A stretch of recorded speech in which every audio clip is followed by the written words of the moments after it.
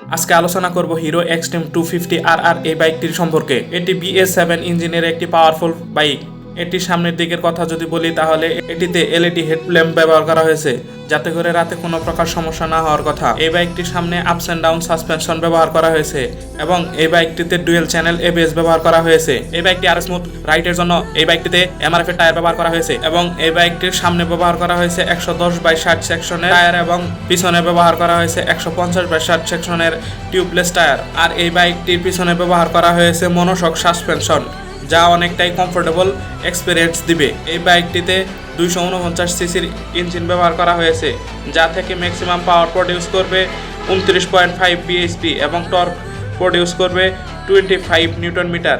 এই বাইকটি থেকে 30 থেকে 35 পর্যন্ত মাইলেজ পেতে সক্ষম। এই নেকেড স্পোর্টস বাইকটিতে ফুললি ডিজিটাল মিটার ব্যবহার করা হয়েছে। এই বাইকটি 2025 সালের শেষের দিকে বা 2026 সালের শুরুর দিকে বাংলাদেশে লঞ্চ হতে পারে। এই বাইকটির বাংলাদেশে আনুমানিক মূল্য ধরা হয়েছে 3,40,000 টাকা থেকে 3,50,000 টাকা পর্যন্ত। তো আজকের ভিডিওটি এই পর্যন্তই। ভিডিওটি ভালো লাগলে একটি লাইক, একটি সাবস্ক্রাইব করে পাশে থাকবেন। আর এরপর কোন বাইকের সম্পর্কে জানতে চান তা অবশ্যই কমেন্ট বক্সে জানাবেন।